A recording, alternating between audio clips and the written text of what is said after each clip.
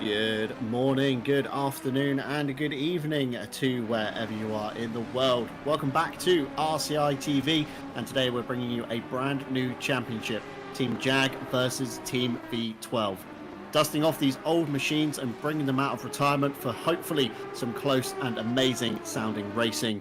Round 2 tonight taking place at Misano World Circuit. Marco Simoncelli, designed originally in 1969 and hosting its first event in 1972, and it isn't as steeped in its history as some circuits we visit, however still with plenty of race series visiting here, including the Lamborghini Super Trofeos, DTM, various formulas, and of course 2 wheeled series as well. I'm John Dalton, your lead commentator. Alongside me is Ted Edwards, with behind the cameras Jesse Lee, and of course next door are live stewards. Welcome everyone. Yeah, thank you, John. It's a different day for me. Normally it's a Saturday. Me and Jesse are here together on a Saturday normally, but a Monday will do me just fine. And a wet Misano is it's a nice treat to see, especially with these V8s and V12s going around the track. It's going to be a fun one. 10 minutes left of qualifying. A few times are on. Boardman on top by almost half a second over Huell. Lindgren very close in the V12. Aston Martin only 10 hundredths behind, and there's Manso going 3 hundredths behind Boardman. What a nice time there. But yeah, very nice to be here, John. I hope you've been well. What have you been doing lately? You been racing, or you just been having a bit of a chill time? Yeah, it's not often me and you get together in the booth, Ted, but yeah, certainly on a Monday. Bit of a change here to the regulars, but yeah, bank holiday of course this weekend in the UK. Not really done much. Played some Overwatch, watched a few streams now and again. Of course, did the 6 hours RCI endurance just a few weeks ago in the Porsche Cup, so still relatively racing, and I have as well put my name down for the brand new championship at RCI. That's on Wednesdays. Of course, the Sprint Season 1 is opening up again with a 6-round calendar, looking very mixed on that one.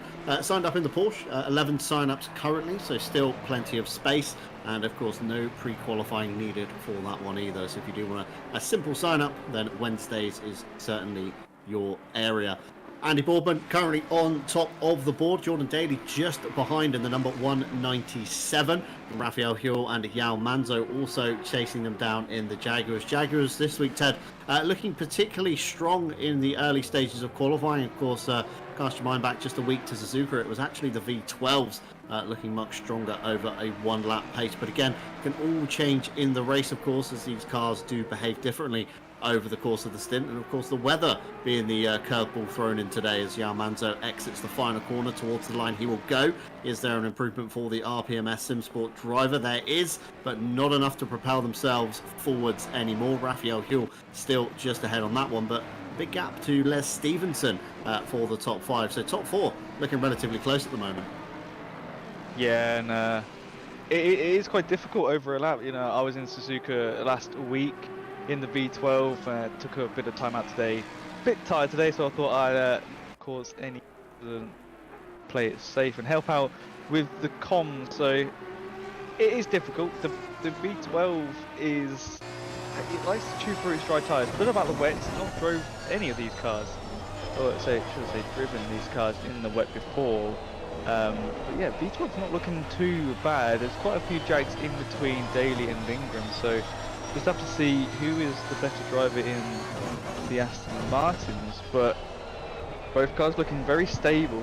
I don't know what TC Daly is running. I'm going to say he's going to run 1. Sometimes he runs 0. I think last week it was a 0 TCP, and he's very good on the throttle, so he can manage it very well. But not out those corners there, the first section in sector 1, it can get pretty slippy. Even the dry, even in GT3s, like the ones that we would use in, say, a normal champ conditions, they do get quite slidey, but the temps aren't too bad, especially with the rain.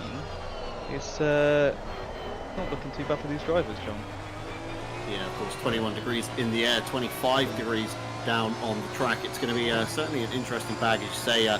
Jordan Daly on 1 TC in the Aston Martin this week, so playing it a little bit safer. Of course, like you say, normally a lot of drivers electing to go to 0TC these days, especially in the newer machines as well that we have in ACC. As Kevin Boss gets a big wiggle there off to the driver's left, and Jordan Daly unfortunately follows suit. That's through turn 13, I believe, towards the back end of the circuit. It's a particularly tricky lap here at Misano. There's lots of kind of slow corners that you do have to get good exits from, because there's big runs between the previous corner and the next one, of course, where Les Stevenson is now coming out of turn 10. Next time you brake all the way down at turn 13, which is here. Dab of the brakes, chuck it in over the curbs. Of course, Misano technically deemed a motorcycle, of course, approved circuit as well. So a lot of the curbs are quite flat here, which, you know, aids GT3 drivers and sports car drivers. Big wiggle from Les there through turn 15. Just about managed to hold onto it. Still up on the delta, we're being told, through turn 16. Got to be careful of track limits on the exit. And again, get a good drive off this corner, because there's a nice run down into turn 1. Les Stevenson to the line, and it's an improvement, but not enough to propel themselves forward ahead of Christian Lindgren. But curbs here, Ted, typically very flat. You can be quite greedy, of course, in the dry conditions, although I'm going to assume that they do retain a lot of moisture when the heavens do open. And of course, last week at Suzuka, not a single penalty given for track limit abuse. Could we see something very different this week, Ted? I would say yes, John. It's especially through here, as we see Spudder, Skrillex go through these corners. On this exit here, on the exit curb, you can get 2 track cut warnings, one after another. And I've been there many times before in Misano, and it's a fun track. It's very difficult. Track limits are a real ball ache sometimes, if you like to say. Especially here, it's so easy just to get the slight fourth wheel going over that white line, it instantly gets you a track warning. Doesn't matter how slow or fast you go. So it's gonna be an interesting race, especially if the rain comes back.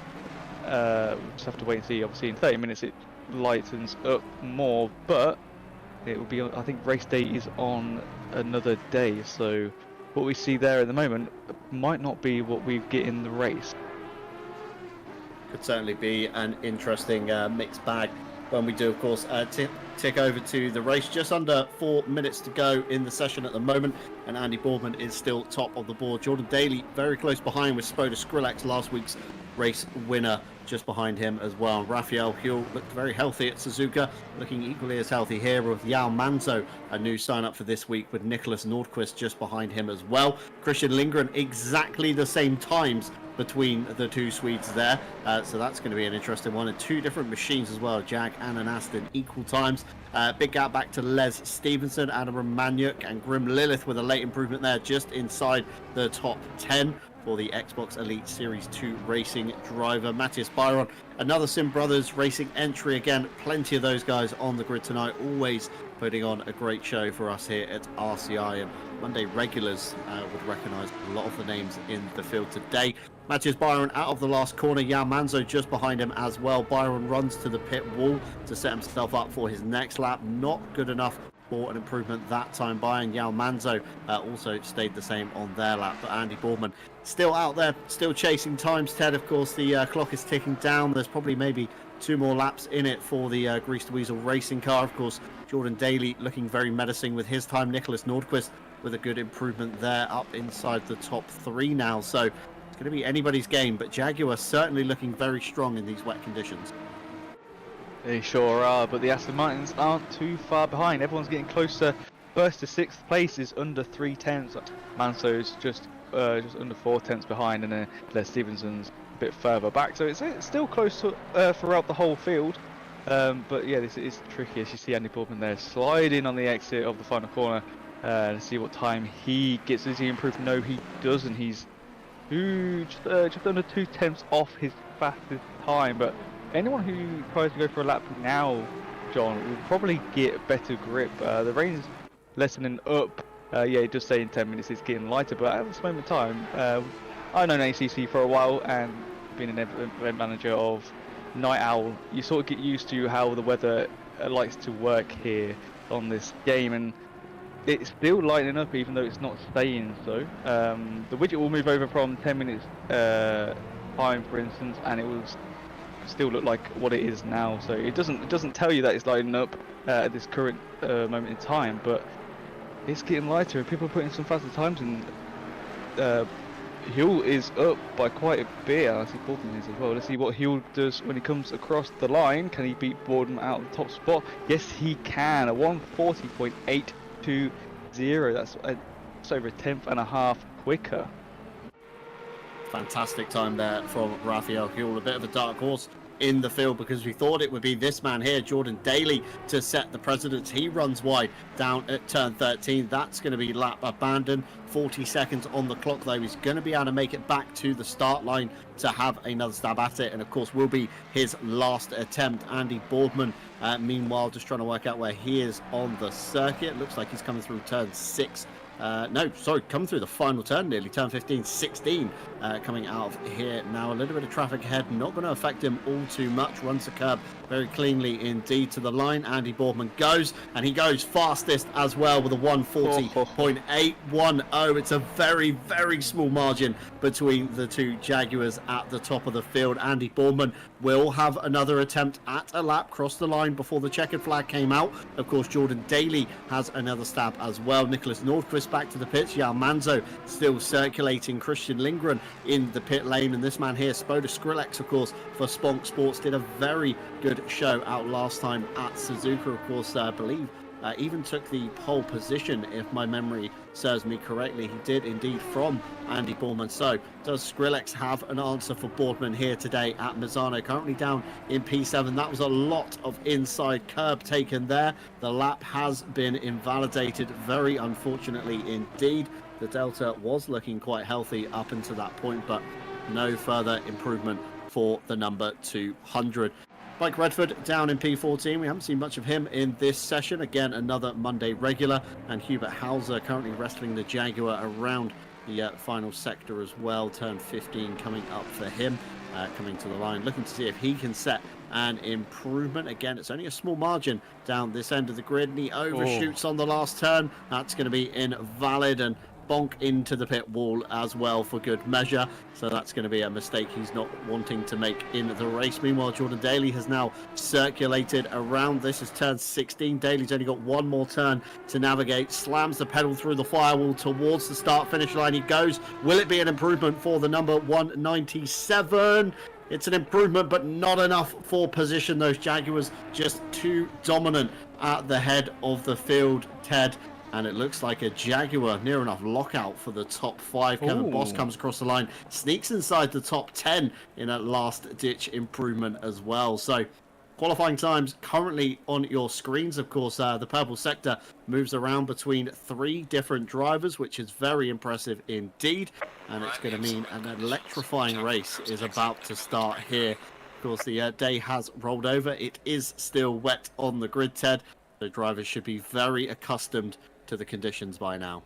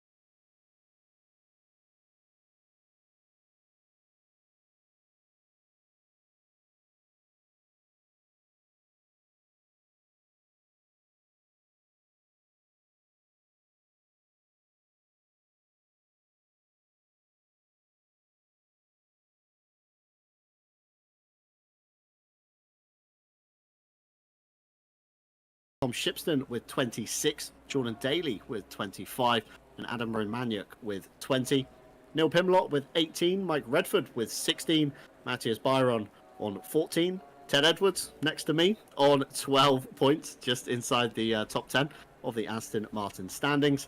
And pinging over to the second page, Sherlin George didn't race last week, was an early sign-up. Ollie Mulder and Martin Foster are brand new sign-ups from this one as well. And believe the overall standings, we're going back through the Jaguars actually on this one. So Raphael Huell, top of the Jaguars with 40 points. Andy Boardman with 39. Grib Lilith with 30. Aaron Jackson on 26 with Marco Facuscio on 23. Kevin Boss on 20. Hubert Hauser on 18 with Les Stevenson on 16. Tim Ireland, our very own event admin, on 14. And Matthew Malcolm, of course, did take part in Suzuka, I believe, but didn't score any points due to an early retirement due to illness. And we do have a second page waiting in the wings with some new sign-ups for the Jaguars. Yao Manzo, Richard Whittle, Keith Whittle, and Nicholas Nordquist to boot as well. And of course, the standings coming up for the Aston Martins this time. Spoda Skrillex from the win at Suzuka, the clean sweep with 43 points. Vojta Rybecki in second with 34 points. Not with us tonight due to a work-related injury. We hope you get very well soon from all of us here at RCI, and hope to see you back next week.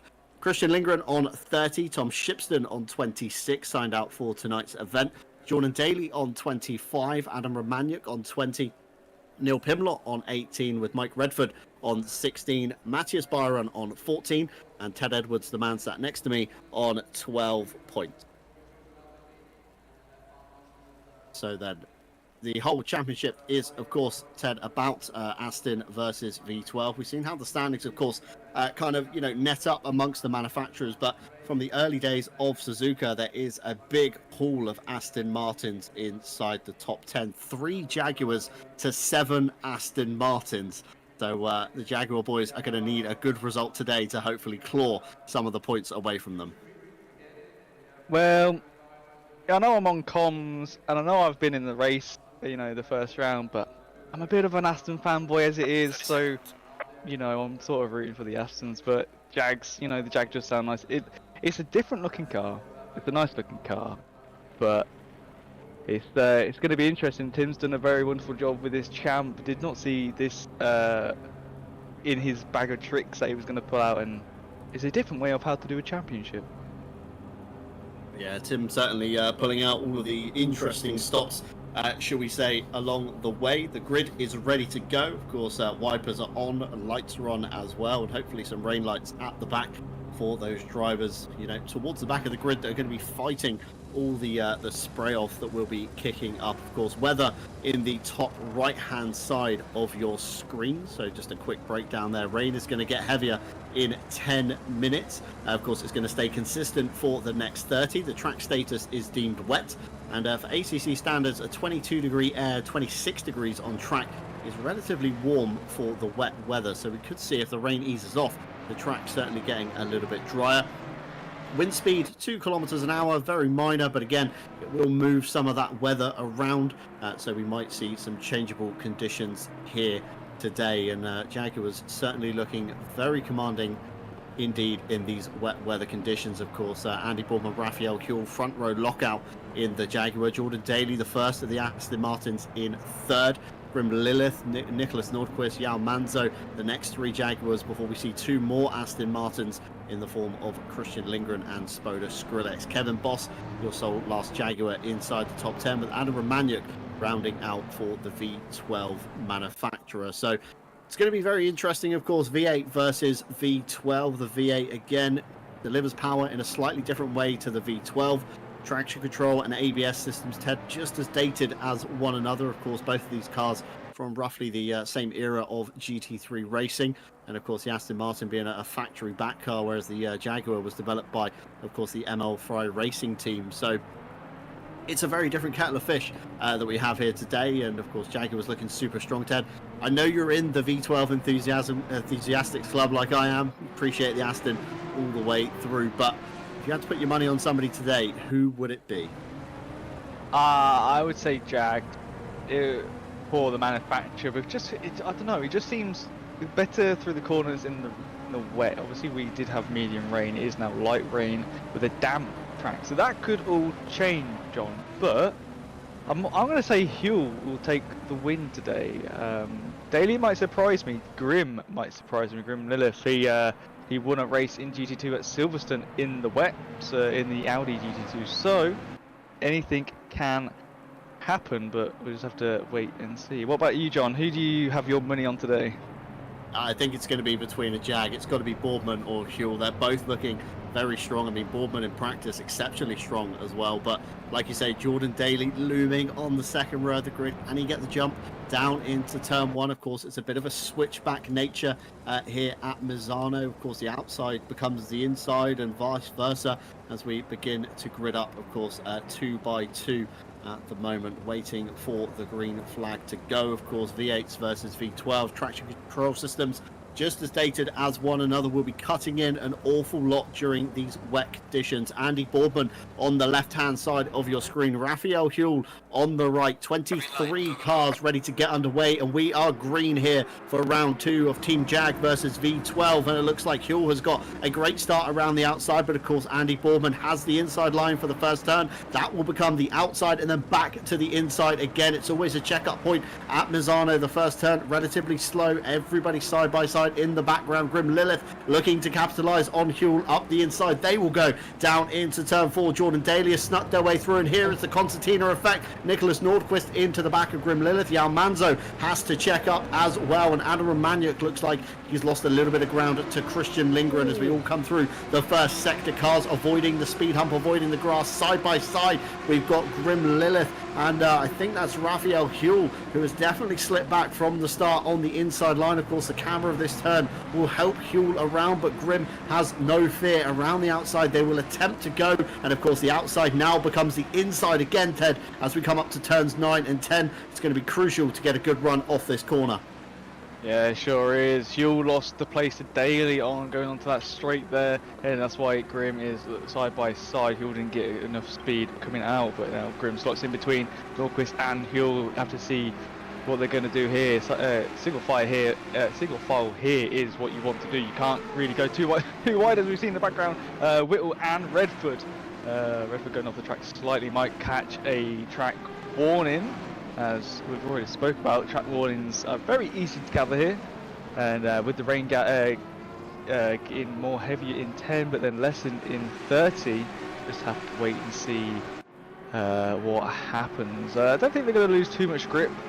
A damp track with wet tyres, they're going to heat up quite quickly, so you need to have those PSIs turned way down from what you had in qualifying, and try and manage the temperatures, which isn't too bad. You've got a few straights here which you can get onto the wet part of the track, the non-racing line, to try and cool them down, but we just have to wait and see.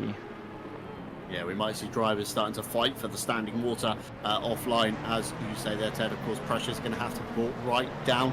And just on the subject of the Mike Redford incident, of course, the opening few laps of ACC, the track limits are much more strict as it begins to try and find a kind of optimal space for your pace, and that's the concertina effect we were talking about down into turn 4. Mike Redford into the back of Les Stevenson. Looked like a very minor bump, no harm, no foul really on that one, but of course enough to be picked up by our tool, and Mike Redford in the background there trying to make up a position coming out of turn 8 towards turn 9 and 10. Meanwhile, Les Stevenson has his sights set on the back of Kevin Boss and Ollie Mulder, of course, for the Unicorns Shoot Lasers team. Very interesting team name there for the number 28. A new sign up for today.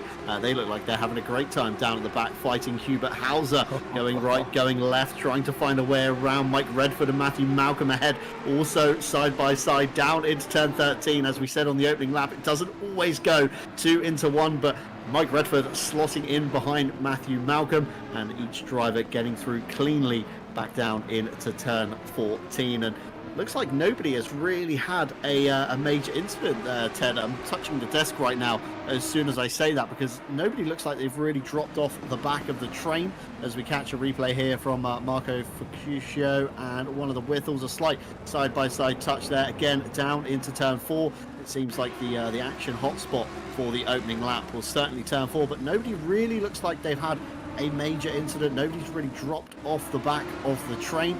As meanwhile, we catch another race replay. This was Grim Lilith, of course, with Raphael Huel. A slight touch there as they went side by side down into turn 8. There was a yellow flag currently being waved very briefly on my screen. I'm not sure who that's for. It's the number 44. Foster. What's happened here? That's indeed Martin Foster. Well spotted, Ted, for the RPMS Sim Sport count. That's through the first sector, essentially turns 1, 2, and maybe even 3. So following in quite tidily.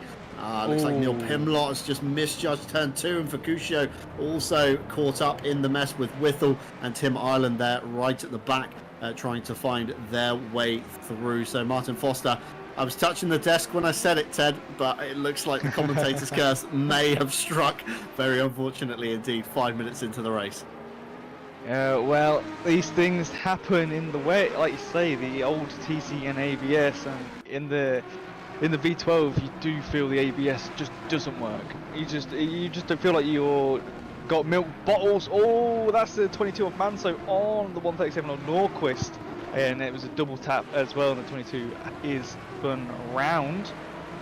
Last time we saw the 22, that was not the car that was spun round, that was the car that was hitting the other one, and I guess that second hit made them spin, so they have dropped a lot of places. Here's a race replay.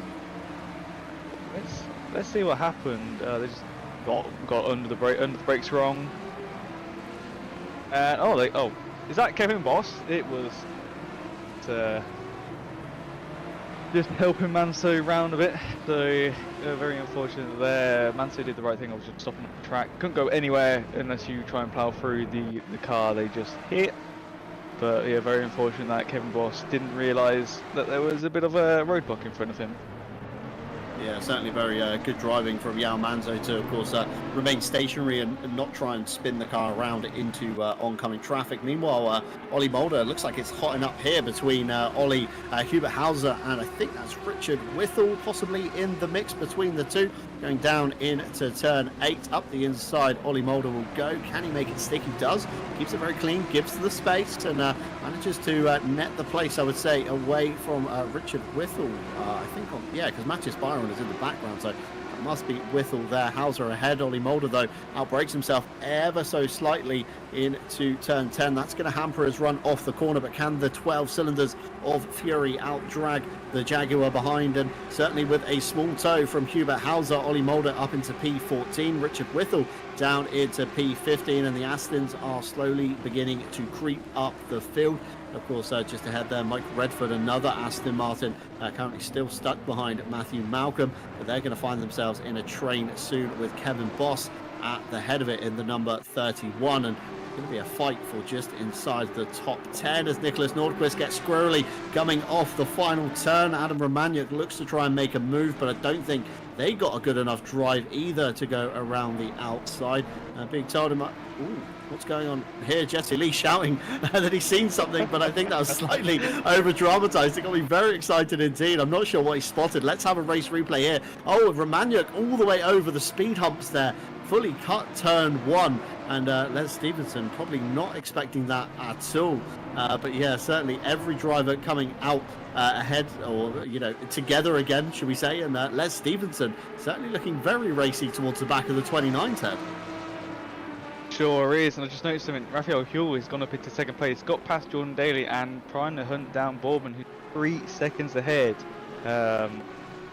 So is Boardman going to be the Max Verstappen of this race? We'll have to wait and see. But Les Stevenson, really fighting with Romaniuk right now in the 29, and Skrillex behind in the 200. Just watching, and front row seats is what I would call that. And it's one of those things when you're sat behind 2 people who are fighting, is you don't want to get involved. That's the worst thing to do, because then you end up most likely having a crash with the other 2 cars. But you just watch ahead and you just try and pace yourself, and hopefully don't get caught by people behind, by the 2 that are fighting in front going slow. So it is a difficult situation, but here is Jordan Daly and Raphael Huel. Is this... Ooh, that was Huel getting up into Daly, and then the crash in the background as well. So that was just before. That was very interesting. Yeah, indeed. Jordan Daly there Just, I'd say, slightly misjudging probably where Raphael Huell was ending up on the inside. I think Huell caught a bit of a wet spot as well and slightly understeered out of the camber of the road. And Daly, of course, turned in expecting him to be much lower than he was, and all of a sudden found himself with a Jaguar in the door. Meanwhile, Mike Redford still trying to get past Kevin Boss. I think actually Kevin Boss has got past Mike Redford.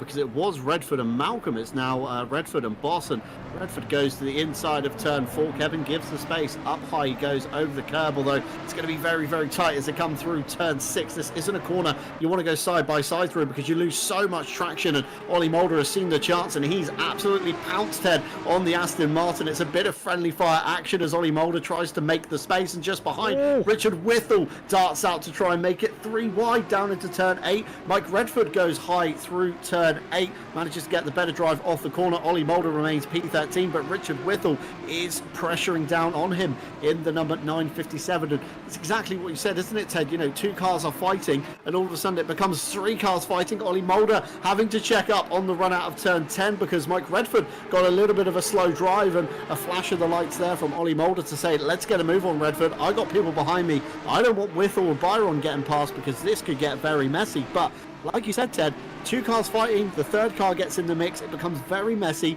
you hemorrhage time, and then the guys behind you start catching, which then makes it a 4, 5, maybe even 6-way fight, and that is something you don't want if you're trying to make progress forward.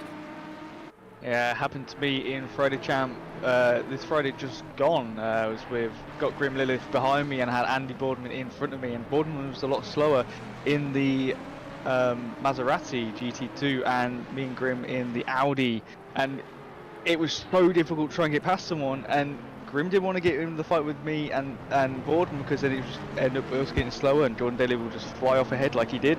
And it's one of those things where you're driving a car going really fast into corners and stuff, and then you've got to think about what do I want to do with this situation. Normally you just try and fight someone, but when you have another car or 2, then that's when it starts to get tricky, and then if you do start fighting, then the domino effect starts happening, and the people behind catch up, and then they start fighting with you, and then it ends not how you would like it to. You could lose some position. Sometimes you gain the position, but you just need to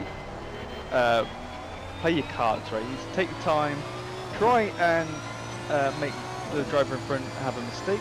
You know, try and make out you're going for a move on them into a corner, so they won't go defensive and then go wide on the exit, and you can do the switch back, or especially this track, try and make them get some track limit warnings, and then they might slow down a bit, and then you might be able to get past them in a certain part of the track.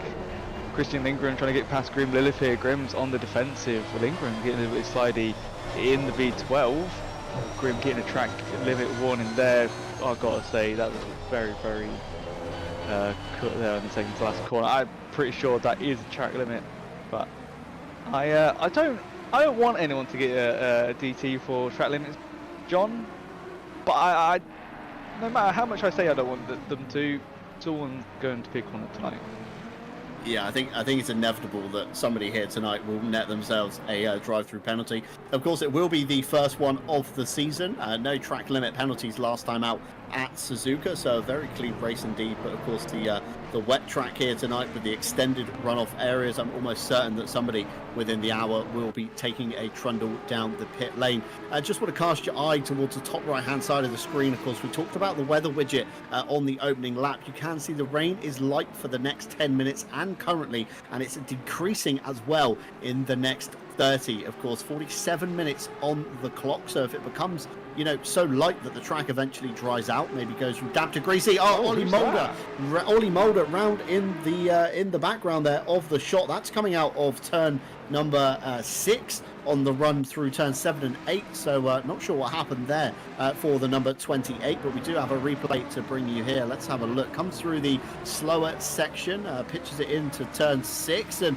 looks like the Jaguar just got a better run. Ollie maybe got a little wiggle and then some assistance, I would say, from Hubert Hauser that fully turned him around. Very unfortunate there. Ollie Mulder was having such a great run on his first race, all the way up into P14 so far for the Aston Martin. Meanwhile, of course, Martin Foster looking to try and get back past Neil Pimblott after these two came to blows about 10 minutes or so. and the RPMS Simsport car looking very quick on the inside. They will go side by side through the fastest section of the circuit, and very sensible there from Martin Foster, I think, dropping back in behind Neil Pimlott for turn 11, 12 and 13. A big slide through turn 13. That's not going to do the Pirellis any good, especially in these drying conditions, Ted. Of course, the track is still damp, but you know as well as I do that ACC wet tyres on a damp track, especially when you begin pushing them, sliding them, and on these older cars, you don't quite have the aerodynamic grip that of course the modern day cars have. These tyres are going to be very, very hot just 15 minutes into the race. Yeah, they sure are. I was just looking at lap times as well to see who's going to maybe take time. Oh, there's a move on. Grim sees them on the inside, moves out again, moves back in. There's a fight down to the next corner. Oh, a little bit of a door bang. Feels like we're watching touring cars today, John. And Grim gets back through, but will the V12 have better exit out of this corner for the straight? Maybe not. Just slotting in back behind Lilith again. Just looking at lap times to see how tyres might fare. Boardman, the only person in the 40s, I think 40.9 was last lap. And then the rest of the cars back down to 5th place, doing 41s. From low to high, and then into the 42s are the cars behind from there. So Boardman gets massively 3.5 seconds from Huell. Huell is trying to close that gap on them after getting past Jordan Daly. Jordan Daly now is 2 seconds and falling from Huell, and Lilith obviously defending, so they will be losing time from Daly. This is really very interesting indeed, and the pit window is now open. Yeah, of course, pit window is open for drivers to come down and take their mandatory pit stop. So the only requirements for tonight is, of course, the 30-minute pit window, which is now open with a minimum of 1 litre of fuel to be added. So strategy is, completely open to debate. Do you take half and half with a new set of tyres? Do you try and go the whole way on the same set of tyres? Although, of course, with the track changing now, pressures are going to be slightly off what they've set at the beginning. Of course, as late as you can run, really, these set of tyres, I would say, is probably best, because you then get the extended weather forecast out again. So if you know it's going to dry up potentially towards the end of the race, do you make it a late pit stop, go out on an overinflated set of dries and see if you can make them last to the end, see if the track will dry out enough to get those into the window. So completely open for debate tonight, Ted, as Christian Lindgren finds a gap up the inside of Grim Lilith. We saw this last time by, and it's going to be a side-by-side drag race now out of turn 10 down to turn 11, 12 and 13. Of course, Christian Lindgren will have the inside line for all 3 of these corners. Can he make it stick? Although it looks like the Jaguar just has slightly better drive. Lindgren looked very, very cautious through turn 12, like he wasn't expecting anything to any grip to be there for the V12 as they went through turn 12, and Grim Lilith swooping around the outside and managing to hold on to that P4, and that's very, very interesting, Ted. I thought Lindgren had that one in the bag. Well, Jesse Lee shouting how in our ears, and I'll explain what I think how is that the Jag just has more grip in the corners, has more downforce. We know the V12's quick in a straight line when you give it the right setup, but in the wet, it's going to struggle in the corners. For instance, a dry track at Suzuka, yeah, the track surface isn't as grippy as most tracks. We know that from real life, and obviously this is a sim that is based on those tracks being as real as they can. And a bit of bump there from 200 on the 137, but yeah, me and Daly took tyres. I think Daly took tyres last week, and it gave us so much more of a boost. Just because the fresher tyres, we can't do what the Jags do and just go out on the same tyres again. Don't know if it's going to be like it today. Obviously, you need to run as long as you can. If you go on half and half, you might have screwed yourself if it goes to a cloudy the next 30. So it'll be a dry track. That was very, very close. That was an amazing driving by Lindgren not to hit Lilith there. But yeah, it's don't think the V12 can take that inside line. It has to take the wide line, cut into the apex, and then go wide again.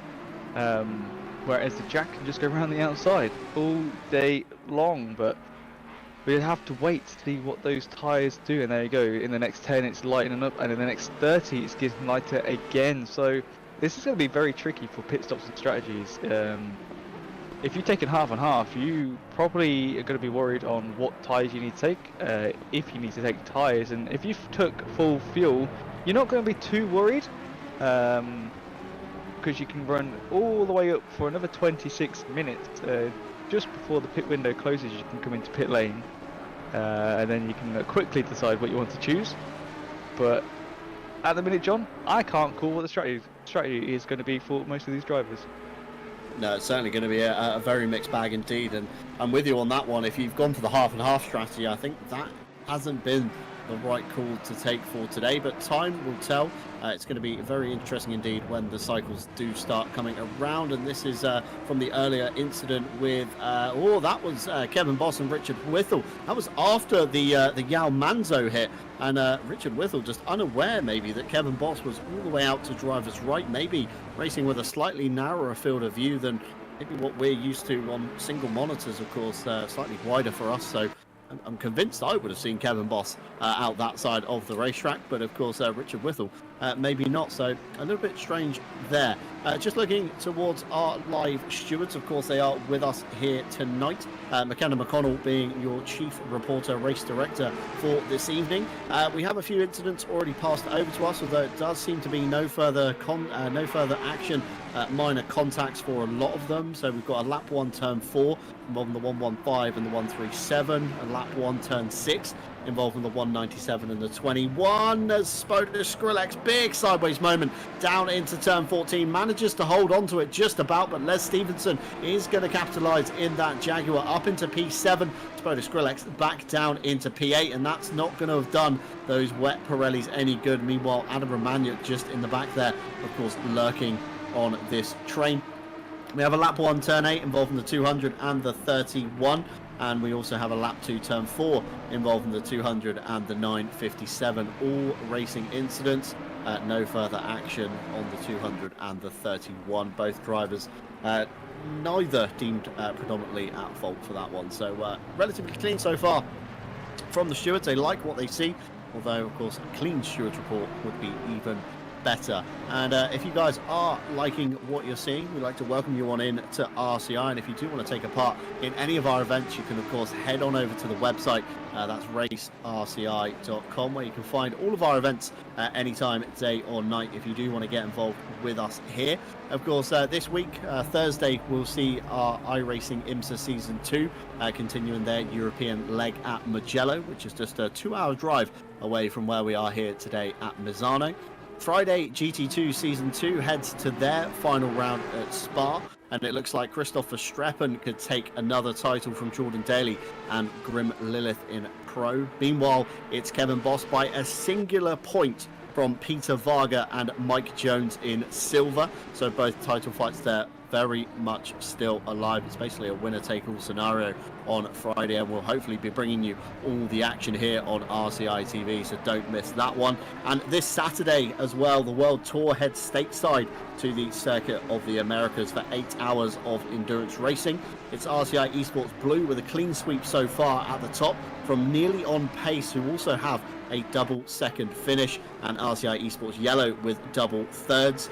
Meanwhile, in silver, it's Dutch Sim Racing Team leading Steady Start Racing Blue from Left Hand Racing. That's still in its very early stages of the season, so again, a long slog ahead for those guys, taking us all the way up to July on that championship. And if you think, John, what's going on Wednesdays? I'm eager to get some racing done. Well, from May 15th, our Wednesday Sprint Championship Season 1 will begin with 2-race format across the whole calendar, 30 minutes a race, so slightly shorter than of course what we're used to, so no pit stops. Of course 30 minutes of basically flat out racing from the green to the checker. Round 1 begins at Kyalami. Plenty of spaces still open for that one, 11 sign-ups so far, so get your name down for that one, because I will be racing there as well. So if you've always wondered what I'm like to race against, then that could be your chance rather than being up here in the booth. But of course, tonight's action at Misano, Team Jaaag versus Team V12. The fight is very much hotting up. Raphael Huell slightly gaining on Andy Bourban at the front of the field. Jordan Daly still slipping back into the clutches of Grim Lilith, with Christian Lindgren, of course, pushing Grim Lilith essentially around the track by this point. Nicholas Nordquist and Les Stevenson just ahead. The two drivers you're seeing on your screen at the moment, with Spoda Skrillex in P8. Just behind in the mirror, see the little dot there, that's Adam Romaniuk, and then 4.6 seconds back is Matthew Malcolm in the 199. And been relatively action-packed from the start, Ted. It's kind of reached its lull at the moment. Of course, we've seen Martin Foster come down pit lane, the first car and the only car to clear their mandatory pit stop, of course, indicated by the green box next to their number board. But, you know, rain getting less heavier again in 30 minutes. The track still being deemed damp from the early stage. Air temperature 21, track temp 25. Could we potentially see, you know, a green track or maybe even a greasy track where the dries are going to come out? Yeah, it'd be interesting to see, 'cause I would like to know what people do for today's race, in case there's any more rain during the season, and I might be able to take some tips.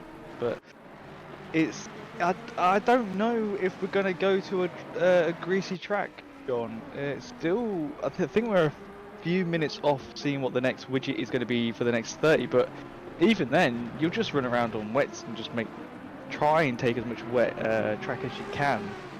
But there's not really much of a dry line for me. You can sort of see it there.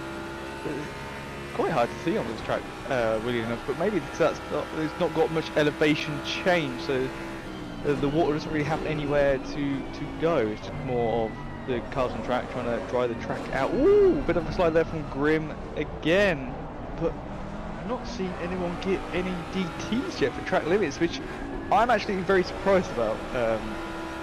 So far I would have thought I would have seen one in the first 15 or 20 minutes, but everyone's doing very well to keep it within the white line. Well, you know what commentator's curse is going to do, I'm sure in the next lap or two we might start seeing our first drive-through penalty there.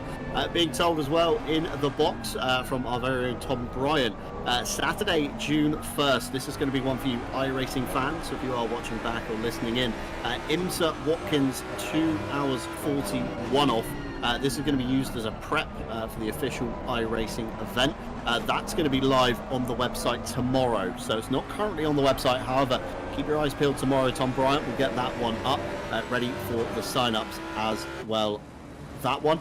Of course, we now see another pit stop being taken place. That's Adam Romaniuk, of course, going down the pit lane. And Ted, it's an interesting lane here at Misano. Of course, you've got the very fast entry, but then where you think the pit limiter comes off at the end of the lane, it doesn't. Of course, you are 48 kilometers an hour all the way through essentially the first three turns, and then we get to this point here, see the whiteboard, and now you're off the limiter. So it's a very, very slow pit lane. And of course, as we say with the drive-throughs, you don't want to be coming through this lane more than once. Of course, the mandatory stop is more than enough to cross through, but get that drive-through penalty and you're going to be trundling through again, and that's going to hemorrhage time and track position for yourself. It sure is, and just looking at Adam's time there in the pit lane, it was just 58.5. So not sure what they did, if they took just the litre or they took tyres, and I'm thinking they just took the litre. Obviously, say it's a very long pit lane, and it just feels like ages before you get released again on track. Martin Foster did pit several laps ago. Lap 11 they pitted, and they did a 1 minute 51. That's almost a whole minute slower. So that must have been for damage, I would say. Somewhere along the line, could have been when we saw them spun round by, I think it was Pimlott.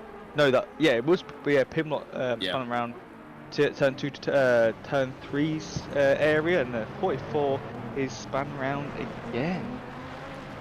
Yeah, Martin Foster facing backwards once again. Back end of the circuit, sorry. Just before we get to the pit entrance, let's have a look what happened to the RPMS SimSport driver. Through turn 12, braked for turn 13, caught the curb on the outside, I would say, Ted, and that's where the ABS had a little bit of a moment, didn't quite know what to do, and unfortunately the back end just stepping around very sensible, waiting, of course, for traffic to pass and keeping off the racing line as well before rejoining for the hairpin. So some very smart driving there from Martin Foster. Certainly avoided any more calamities along the way. Grim Lilith still attempting to fend off Christian Lindgren as the track is definitely looking slightly drier. The spray coming off the cars certainly looking slightly less than what we saw, of course, 30 minutes ago. And Christian Lindgren just doesn't have an answer for this Jaguar, of course, following in the wake of the dirty air. Isn't going to be helping the aero balance of the V12 either. Of course, those of you that don't know, the Aston Martin V12 doesn't actually have a rear diffuser underneath. It generates all the downforce from the giant wing hanging off the boot lid. Of course, the Jaguar does have that slightly boxy looking diffuser sat underneath the rear bumper, but it's a diffuser nonetheless, so certainly keeps the rear end slightly more planted than the Aston Martin. Again, it's almost why the Aston Martin is so fast in a straight line. Of course, a little bit of less airflow being disturbed as it goes underneath the car, so slightly less drag. It becomes a bit of a monster at Bathurst, if my memory serves me correctly. A few endurance races, they tend to come out of the woodwork for the odd one-off pick, do exceptionally well, and then get shoved to the back of the garage again, where nobody really tends to see them. And fun fact, Ted, I have overtaken Wolf Matuszka in a V12. That's my claim to fame for tonight's broadcast. Oh, very nice, John. My claim to fame is I beat Christian Verstappen at Silverstone in the GT2 Audi. He wasn't hindered in any way by driving the KTM in the wet. No. I just no, did not on so. pure speed and pure pace alone. But but yeah, it's always nice when you pick a car that's really quick. I've took the Lexus for World Tour, and at Paul Ricard, no car in the slipstream can overtake it. None. Yeah. That's it. It is pure fun when you can overtake someone. It's hell in the corners, but when you get to that back straight, that's it. All fun begins. Yeah, I think we saw the same on the World Tour broadcast with Split 1. We had certainly cars that were just, absolutely untouchable in a straight line, got to the corner and almost became like a rolling roadblock. Jesse Lee, hand in his head, sighing and praying to the gods. Neil Pimlott, very unfortunately, 20 seconds to his name to be taken in his pit stop. So we've got plenty of reports coming through now from McKenna McConnell. We've got a lap 3, turn 2 involving the 44, the 45, the 20 and the 157. It was 20 seconds for the number 45. That's for a takeout on the 44 in position not returned, so being the main instigator, should we say, in that incident. Lap 3, turn 10 involving the 141, the 157. It's a warning for the 157, and here's a race replay of just that. Neil Pimlott there into the back. Of course, the Cuscio getting caught up as well as Tim Ireland, and I think that's one of the Whittles, possibly Keith Whittle at the back of the grid there as well. Sherlin George in the pit lane in the number 868, currently down in P16. He'll probably hemorrhage a few track positions as, of course, Martin Foster goes past there with Keith Whittle in the 157 Jag as well. And back to... Yeah, Jesse Lee just pointing out there, the car did definitely roll backwards, so maybe Sherlin George not quite in the pit box. We know how finicky ACC can be on finding your pit marker as well, and Neil Pimlott is about to prepare for the longest stop of his life. Of course, it's normally a 30 seconds for fuel and tyres. Going to be an additional 20 seconds to be served for Neil on that one, so he will remain stationary for quite some time. Lap 3, turn 15 involving the 197 and the 120, the 21. Warning for the 21 for avoidable contact. Lap 3, turn 14 for the 222 and the 137. It's a warning for the 222 for not holding his brakes after the first initial contact, and that's what you're going to see on your screen here. There we go, next contact, and then the contact there. That's a very, very fast spin from a minor contact of Kevin Boss. I didn't realise how quickly that Jaguar actually turned around. Yeah, almost Beybladed itself around on the circuit. Not seen that in a while in ACC. Lap 3, turn 16 involved the 957 and the 31. It's a 5 seconds for the 957 for avoidable contact. That's Richard Whittle. We then got a lap 3, turn 16, involving the 31, the 222 racing incident for an unpredictable stop after the 222 first contact leads to contact with the 31. And we then got a lap 4, turn 9, involving the 45, the 157. It's a 10 seconds for the 157. That's Keith Whittle. We've then got, let's have a look. This is the race replay. That's for the 157 contact there. Sending. That's almost an initial T episode on your hands there with Keith Whittle as he tried to get up the inside of Pimlott down at turn 8. And then we've got lap 5, turn 2, involving the 137 to 29. That's racing incident. And then finally a lap 5, turn 8, involving the 31 and the 199.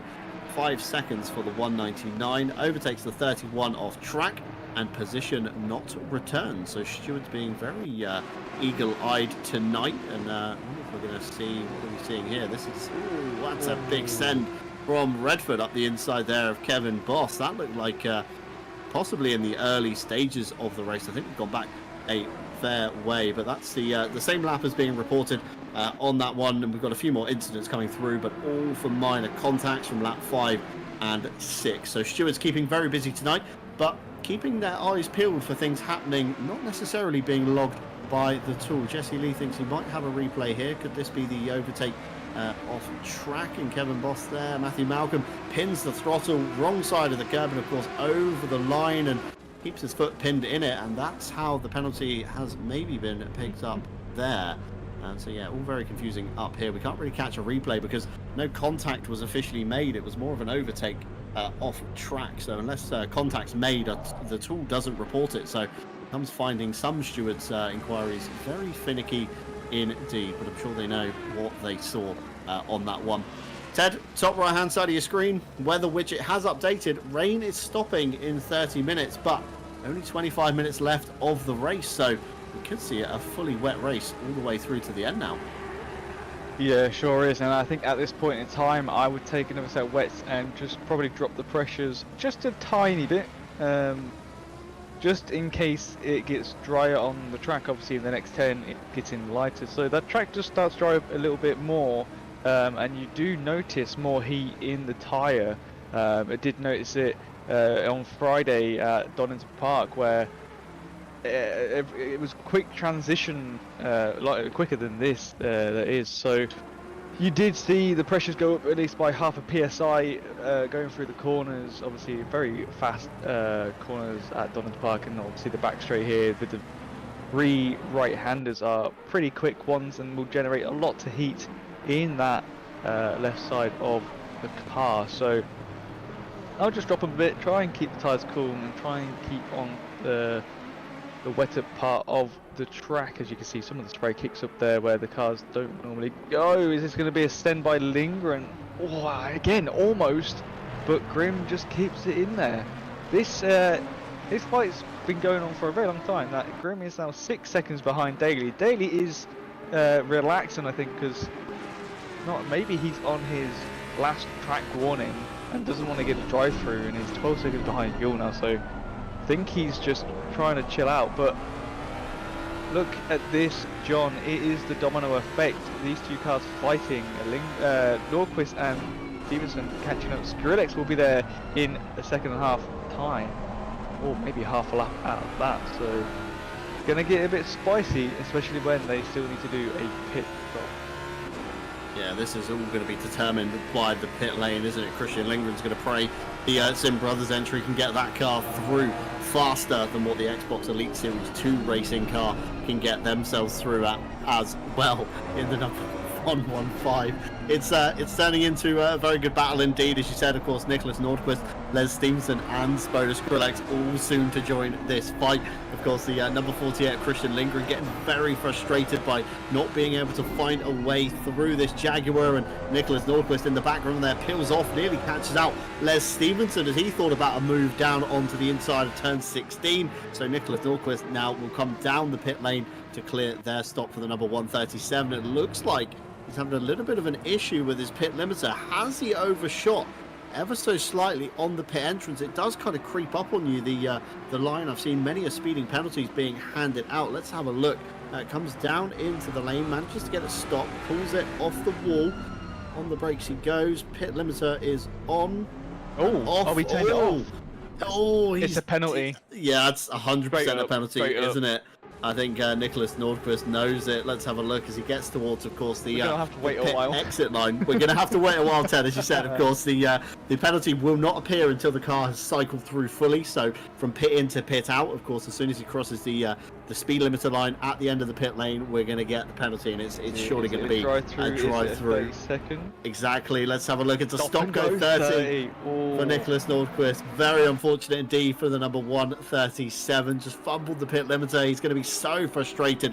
He's having such a good run as well in the number 137 Jaguar, but you might as well see it out to the end at this point, Ted. You know, you're 40 minutes in, near enough at this point. You may as well just see what you can salvage from this one. Of course, Keith Whittle down the lane. Hubert Hauser coming out as well to clear their mandatory pit stop. And still plenty of cars, Ted, are really eking out the last of these wet tyres. Of course, 6 minutes on the pit window to come down. Andy Boardman, the first of the race leaders, should we say, in finger quotations, to come down the pit lane. But drivers really kind of trying to get their value for money, should we say, out of tonight's wet set of Pirellis. Yeah, and was seeing as well, Dolver in chat point out that he was getting closer, and he was under half a second from Boardman, so catching up very, very quickly indeed. So we'll just have to wait and see for when Boardman goes out to when Huell comes in, and then Huell goes out again, see where they end up.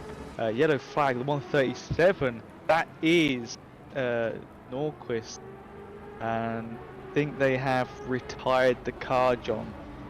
Not sure what happened, but maybe they caught a curb with those new tyres. So very unfortunate from the 137 today, especially with that stop-go 30.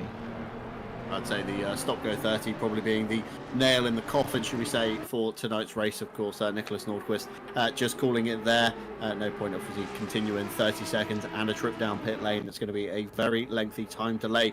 Andy Boardman, meanwhile, getting caught up with a back marker. That's Neil Pimlott in the number 45 as he came out of the pit lane. That's not going to be good for the outlap. Of course, the in-lap and the outlap of your pit stop. You want to be as fast as you can. You want minimal delays coming in and out of the lane. Try and really get that advantage. And Raphael Huell currently sitting in no man's land at the moment. Nobody really behind. Of course, a few cars still ahead. We've got a 957 coming out of the pit lane. Could that be a hindrance to the number 21? Jordan Daly stays out another lap. Of course, 4 minutes on the clock. We're running roughly 1 minute 40 lap time. So we've got about 2 laps or so before you do have to come down the pit lane. Hubert Hauser quite slow there, the number 79. Not sure what happened there. Did he catch the ignition switch in that Jaguar? Maybe pulled off to driver's right, or was he just purely letting Raphael Huell go in the number 21? Meanwhile, Christian Lindgren down the lane. This is going to be the race decided between themselves and Grim Lilith. Who will be the faster car down the pit lane? The 48 stops. Looks like perfectly on his marks. Up and down again. Meanwhile, Kevin Boss comes down the pit lane as well to serve their mandatory stop. And we're going to have a look. Neil Pimlott there coming off to driver's left and phasing through the barrier. I think that's going to be a disconnect, maybe. Wait, no, he's back. He's still listed in P18. I'm not sure what happened there. Pimlott. Yeah, to the right-hand side of the screen. Just gone past him. Yeah, so... How dear, there's more crashes in front as well. So is that... all unfolding at the moment. That's Sherlin George and Keith Whittle. We're all very confused up here in the booth at what's happening. Of course, Neil Pimlott was the first car we caught kind of unfolding the mess, shall we say. Keith Whittle, Sherlin George. Looks like Whittle got a slide. Sherlin George into the back of him. Very unfortunate. Did stop on the track, though, to let Whittle go again. But that's going to be a big time loss for both of them. Meanwhile, your race leader, Raphael Huell, into the pit lane. They're going to try and get in and out as fast as they can to try and keep ahead of Andy Boardman, of course, currently in P4. Grim Lilith has managed to fend off Christian Lindgren. The fight is a stalemate, Ted. It's like nothing's changed. The pit stop may as well have been thrown out the window at this point. Christian Lindgren hasn't managed to jump the 115 at all in the pit lane, and just looking towards the pit stop timers, they are very similar. 55 flat for Grim, 55.5 for Christian Lindgren, so half a second between the two there. Andy Boardman, meanwhile, was a 58.9, so relatively slow stop compared to, of course, Grim Lilith and Christian Lindgren. Raphael Huell is going to come off the pit lane in a minute. 54.1. That's an electrifying stop from Raphael Huell. He has absolutely cleared Andy Boardman. Look into the back of the shot. That car there is Andy Boardman coming through turn 3. That's a very big lead for the number 21, Ted. I think I could be wrong.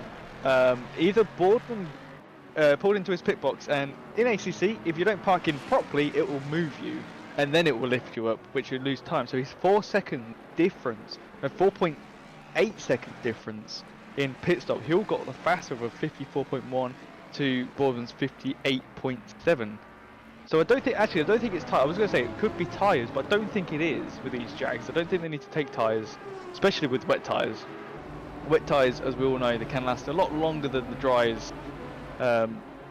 So it's got to be Boardman got in the box wrong, and that's where his time's gone. 3.6 behind to Raphael Huell.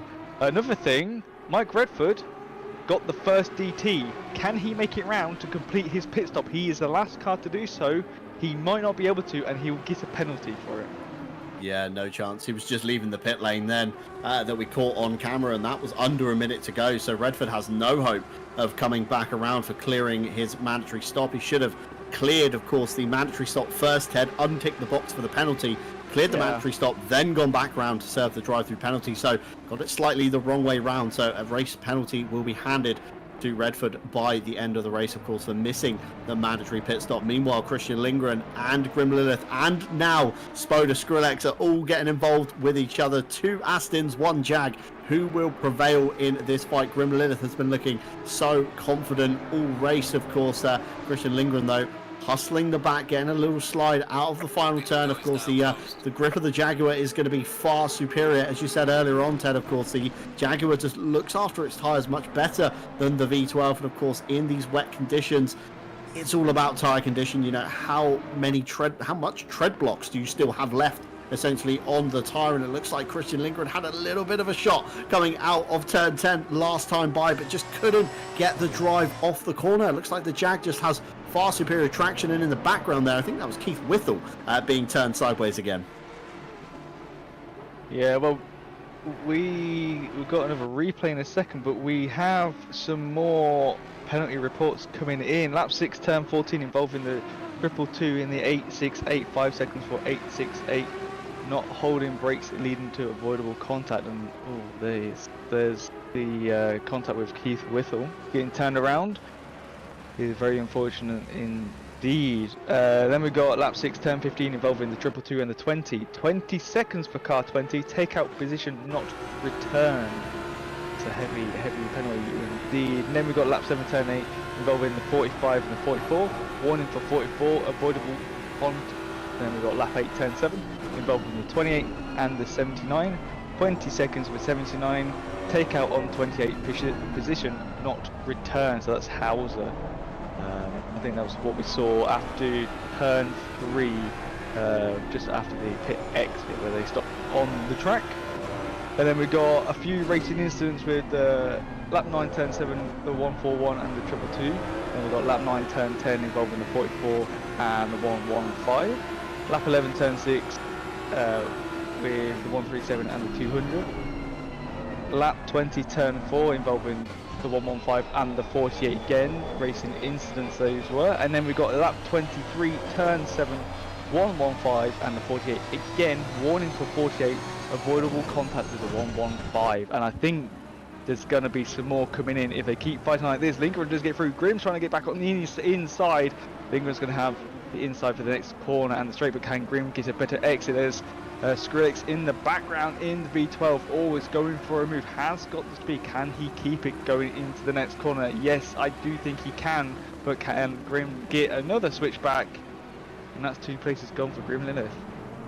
Yeah, 2 places in the blink of an eye. Christian Lindgren opening the door into turn 4, just enough of course, for Grim Lilith to have to take the long way around, and that brought Spoda Skrillex into the fight as well. And now can the two V12s kind of push their way to the front? Of course, the V12s looking very consistent in the top 5 now so far. Of course, Spoda Skrillex is in P5. The timing tower on the left a little bit lazy to update there, so that should hopefully come through very soon indeed. Meanwhile, Raphael Huell, of course, out front. Andy Boardman 3 seconds now to the good, just behind. This is your race leader on your screens at the moment. A little bit of traffic ahead in the form of Marco Fucuscio, but that should be no harm, no foul. Of course, everybody being relatively respectful in the Jaaag versus V12 series, especially when, of course, it's your favored manufacturer trying to get past. Jordan Daly, 19.8 seconds to the good back on Boardman. That's a wonderful gap to have for Andy Boardman. He knows he hasn't got to look at his mirror for Jordan Daly. He is, almost in a different postcode by this point. And of course, Christian Lindgren 6 seconds behind Jordan Daly, so you can kind of say that Jordan Daly is officially in the John Dalton zone, where of course you're a little bit too fast for the guy behind, but a little bit too slow for the guy behind, and it's all getting very messy with some traffic. That's Sherlin George in the white, black and red Aston Martin, and Adam Romaniuk in the background as well. Spoda Skrillex, something has happened between Skrillex and Grim as it gets very argy-bargy coming out of turn 6, but certainly Spoda Skrillex has dropped a place to Grim. Let's see, have we got it on a race replay this time by? It's already happened by this point, so big contact there into turn 1. Good save, definitely, from Grim there, pulling back onto the circuit. Maybe not at the ideal point, possibly suggesting that Grim may have, maybe Grim is on the last track limit, Ted, because he seemed to cut very hard to the right to try and rejoin, rather than what most people would do, of course, by straight lining that section and kind of come out at turn 3 and maybe resume racing from there. But Spoda Skrillex now past Grim Lilith once again. Can this position be held this time by, or will it be reversed? We're not even sure how it got reversed, but Spoda Skrillex there overcooking, slamming the brakes on very hard. I don't know if you noticed that, Ted, but I think Skrillex has got these Pirellis. He has gone all the way around. Les Stevenson having to take avoiding action from the back of Sherlin George's car, and that is some very messy racing indeed. It looks like Skrillex's tyres have just given up. Runs wide, Ted, slams on really hard because he doesn't want to get the track limit penalty, goes back into turn 13 on the brakes and just loops it round trying to get it in. Well, you don't want to. That's where you can get 2 track limit warnings in one go. I think where those white lines are is where it counts as 2. If you go past the second one, that's when you get the second. It's a very weird system. That's why I'm not I'm a huge fan of this track. But in the wet, it's even worse because you just slide like that. But I was watching Jordan Daly a second ago from one of the cameras we had on someone else. You could see Daly in the background, and he moved out on the straight onto the wet line. So I wonder if I don't think Daly's taken tyres. Now I don't have a pit stop time for him. Apparently in our side he doesn't want to show us, which is fun. But I'm going to guess he's in the 55s, the same as Jaaag drivers. And probably the same as Lindgren. So thing is, it's a wet track, so I wouldn't have thought V12s would need to take tyres, but it's looking like they maybe needed it. But here is replay with Romaniuk, and just turning into a bit too early, going side by side with the other car. That was the 868, I believe. Yep, that was Sherlin George. We did catch it live on the broadcast. I mean, Ted, if we have any doubts about Jordan Daly's tyre choice, of course, you can run down to the garage if you'd like to briefly leave the box to see if you can track down Jordan Daly's engineer to see what he would say. Of course, we may be able to get a definitive answer, but of course, I do not have that data to my hand either. My broadcasting tool has bugged out, hasn't given me a pit stop time for Jordan Daly or Marco Fucuscio on that one. I know Mike Redford's always curious on his stop, but a 1:22, lap 25. That was some 5 laps ago, so that's a very lengthy stop, of course, after the missing of the pit window. Shall we stay there? Of course, as we see a race replay here of Keith Whittle. This is on Yao Manzo. Manzo to the outside, over the speed humps, over the grass he goes. A little bit of a rallycross line out of the last turn, and a flash of the lights from Manzo on the back of Whittle, and I think that move's been done and delivered as Ted Edwards comes running back into the box. Ted, what have you got? he didn't take tyres. I didn't think he did. So he would be running on the same set, which would be for the light rain we had at the beginning. That did get a little bit heavier, so it would have cooled the tyres down just a bit. So they are probably over pressured by half a psi to a psi. So it's going to be interesting. But as just hear from our lovely cameraman in our ear, he thinks the rain's going to stop before the race finishes, which means it's going to get a lot warmer on those tyres, but I don't think they will get a puncture from overheating. So they just need to be careful. Obviously, Lilith doesn't really need to fight this car behind. 20-second penalty for the 29, which we did get some more penalty reports through, John. I think we've got 3 more.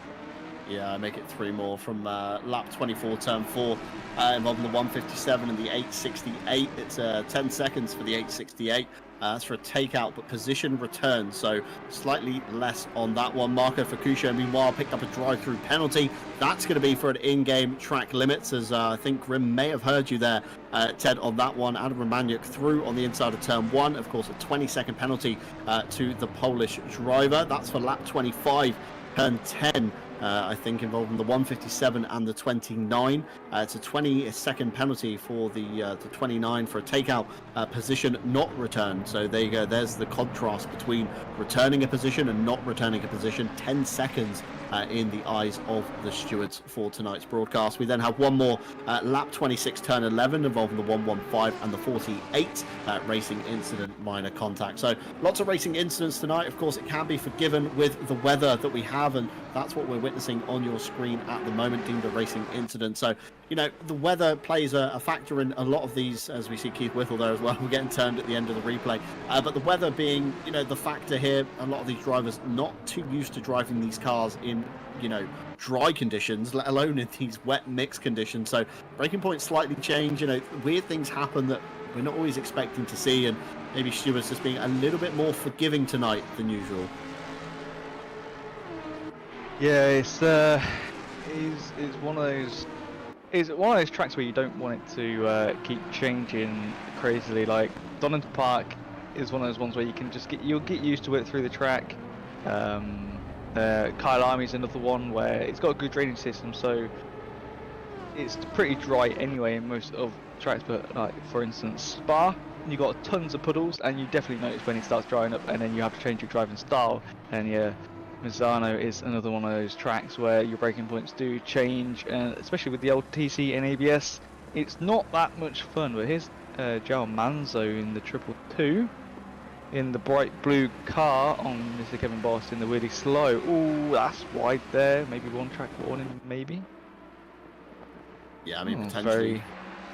Certainly looked like very wide from João Manzo in 2 corners there. So potentially teetering on his track limits, should we say, as we have a couple more stewards reports coming through. Lap 29, turn 3, involving the 115 and the 200.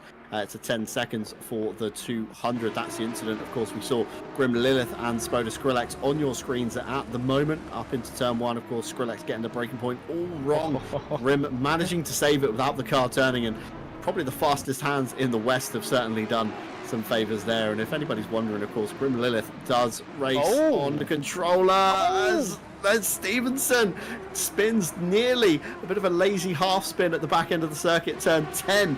Looked like he just got his braking all wrong there. Got past Grim in turn 8 and maybe just slightly overcommitted to trying to keep the place. Of course, they will be side by side if my judgment is correct here into turns 9 and 10. And of course, Les giving the room, breaking that little bit later. And of course, just being caught out ever so slightly by the wider line, probably slightly wetter out there. Of course, the Pirellis being a factor at the end of their life by now. Of course, 57 minutes on one set of tyres in mixed conditions. Of course, the drying nature of the circuit began a wet race, went very quickly to a damp race, and kind of been drying out ever since.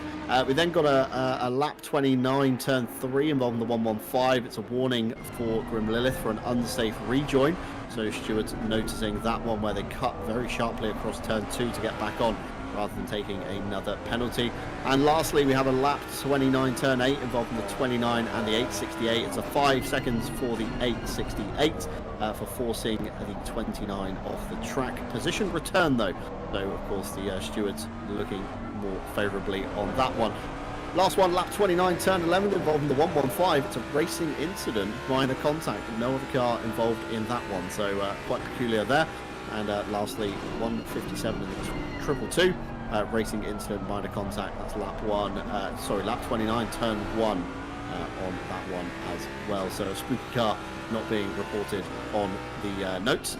Meanwhile, of course, at the front still, Raphael Huell, 4.5 seconds to the good. Jordan Daly has been gapped even more from 19 seconds to 25 seconds. But meanwhile, Christian Lindgren has brought that gap down behind. I think it was about 4 seconds last time we checked in. It's now down to 2 seconds. So it is narrowing down, but the clock is ticking. I don't think Christian Lindgren is going to have enough time to get himself on to the bottom step of the podium as he navigates through Neil Pimlott. Race replay here. This is Les Stevenson up the inside of Sherlin George. Maybe a little bit of a rub there through turn 4 as Les, of course, tries to get a move on. Spoda Skrillex pressuring down on him behind in the number 200. So Sherlin George there maybe becoming victim to the race lead fight. Meanwhile, Marco Fucuscio gets out of the way once again for another Jaguar, but Huell outbrakes himself, and Fucuscio up the inside there. That's a bit of a scary moment indeed. You can see Huell's front wheels there twitching as he comes off turn 8, kind of indicating that these tyres are maybe at the end of their life. But I think we're going to have one more lap in this, Ted, and the track has just gone to greasy. So these tyres are going to be getting very, very hot for the last lap. Well, they're going to be driving on hot coals. This is going to be interesting to see if Huell gets round. He could slow down a little bit if he's got time, but I'm not too sure at this point in the track. It's not far away from the start finish. I've only got 2 more corners to go now. 20 seconds is the last lap, I'm calling out. If I'm wrong, then I'll run away from this comms box, but oh, it's going to be close, John. It's going to be very close, Ted. Be prepared to run. Are we going to go one more time? Oh, Raphael Huell. We're going one to more. the line. It's one more. I'm out. It's one more. He's crossed it. It's one more. Its white flag is out. He thought it was enough, but Raphael Huell has severely misjudged this, Ted. You're going to have to run away from the box. You said it yourself on broadcast. You're out of here. The door's over that way. We'll see you later, Ted. But yeah, Raphael Huell slightly misjudged that, Ted. We thought it was the last lap. He had to lift ever so slightly. Literally, there was a second, maybe half a second at most in that. And now Raphael Huell has just caused 20 other drivers complete pain on a drying track with wet tyres that are overheating. Has everybody got enough fuel for this, Ted?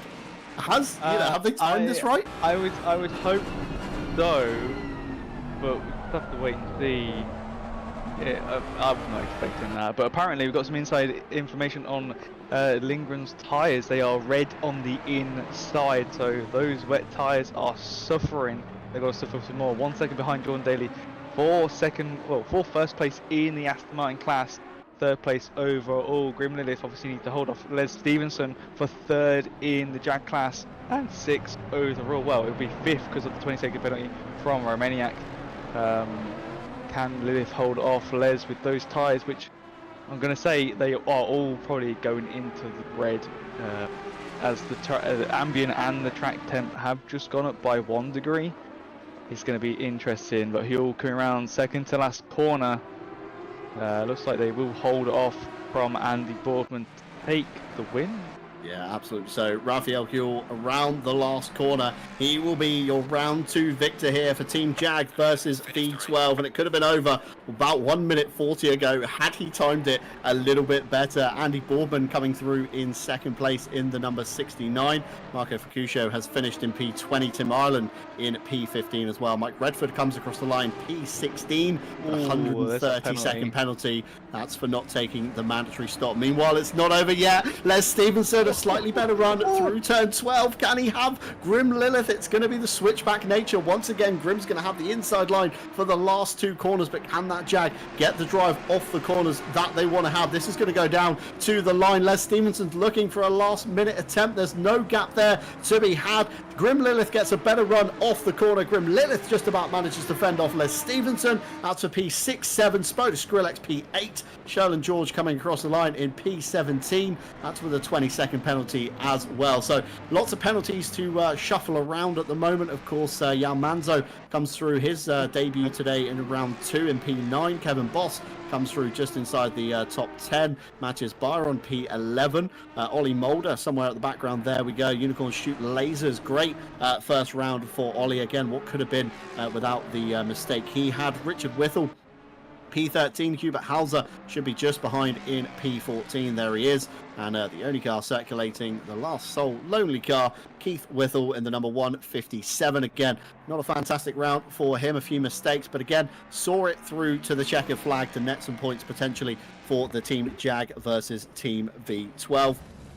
And now everybody has crossed the line. We will see the final results with penalties handed out, Ted. I don't know if you noticed, John, but someone stole the fastest lap away from Boardman at the end there. Mike Redford. Yes. I wasn't expecting that. But yeah, there goes the fastest lap. They did do... Mike Redford did a 1:40.325, which was almost it was 2/10 faster than Boardman time. Yeah, good observation there, Ted. Of course, the final results are on your screen. This is, of course, pending any post-race stewards reports that we will get. Of course, Spoda Skrillex has shuffled. I don't think he's actually shuffled down. He's remained where he finished in P7 with his 10-second penalty. Of course, Adam Romaniuk did shuffle down a few places with his. We then got Hubert Hauser again, 20 seconds to his name. Sherlin George, another 20 seconds there, and of course Mike Redford 130 seconds to his name. Two cars unfortunately not seeing the checkered flag in the form of Nicholas Nordquist and Matthew Malcolm. Very unfortunate indeed on that one, but still some very good racing to be had from tonight. Of course, that's the order of the Aston Martins on your screen. Jordan Daly, of course, the quickest car. Christian Lindgren, Spoda Skrillex, the top three there. Of course, Romaniuk might have been slightly higher had he not had the penalties on that one. But of course, in the terms of Jag versus V12, that's 1 V12 to 1 Jag at the moment. So championship is going to be very much hotting up for the manufacturers here, Ted. Yeah, sure is. It's been an excellent race here. I can tell you now, it's warm in the UK, so anyone who's driving from the UK, it's going to be very sweaty right now. And I'm sort of glad I wasn't driving it today, because that looked a handful, especially for Grim Lilith, even though he is on a controller. He probably been sweating for the last 30 minutes trying to hold off Nordquist at the end, but no, it was a very good race indeed from all drivers, even the back markers that were trying to get out of the way and just trying to get through to the end of the race. Very well done indeed. Yeah, so some excellent racing for tonight's broadcast, and like you say, it's relatively warm in the UK. I've just looked at my my room temp. I'm sat here in 26 degrees of heat, so yeah, slightly warm. I wouldn't like to be racing in this heat, so kudos to all the drivers that have, of course, made it across the line. And of course, a big kudos to everyone at home, whether you've dropped in, you've lurked, you're watching back, or you've been with us since the beginning. We'd like to thank each and every single one of you for getting involved with us here at RCI TV. And of course, we did cross the 4,500 subscribers line on YouTube just a few months back. So that's all thanks to you guys. And of course, a big thank you to our partners as well. They've been cycling around in the bottom left-hand side of your screen. Of course, AK Esports, a leading Italian company in esports management and organization across the world. Of course, debuting with the first Porsche official esports championship, and then since found success with SRO Motorsports Group and Delara, of course, among many other brands, including us here at RCI for providing our fantastic server solutions. Driver61.com, where you can, of course, get 25% off your driver coaching by using our discount code and the link in the description below. Of course, from one-on-one coaching to full driving courses, the folks over at Driver 61 will have something that suits your needs. Fanatec, again, needs no introduction. Everybody knows who they are, and if you are looking to pick up any new hardware this year, there is, of course, an affiliate link in the description below, which would sprinkle a few pennies into the RCI fund, which will, of course, go back into providing all the events that we do across the year. And then 2 new partners, of course, for last year. digitalmotorsports.com, offering a number of products and services all the way from virtual driving experiences right up to, of course, complete sim rig solutions and kind of everything in between. And founded in 2018 by 2 enthusiastic motorsports fans, they had a vision to create Ireland's leading digital motorsport environment and resource. And of course, lastly, but no means least, Go Setups, of course, formed to be one of the premium esports setup stores for ACC from the early days. Their primary aim was, of course, to create setups for all skill levels, whether you're esports ready or just looking for a safer alternative for your favorite car.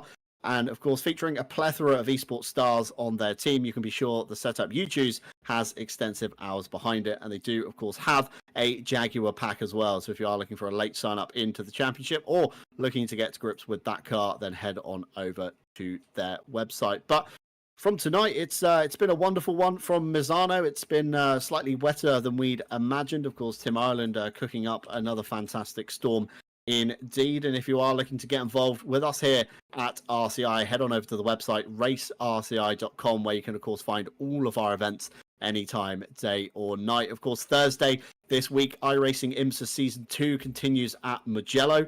Friday, GT2 Season 2, that's heading down to the wire at Spa. That's going to be on RCI TV as well, so keep your eyes peeled for that one. And of course, this Saturday as well, World Tour, we're heading stateside to the Circuit of the Americas for 8 hours of endurance racing. Not to mention, of course, Wednesday's Sprint Championship, that's been opened up as well. 6 rounds of 2 30-minute races, combining racecraft and outright pace and action. Round 1 begins at Kyalami on May 15th, so that's going to be another good one as well to get your name down for.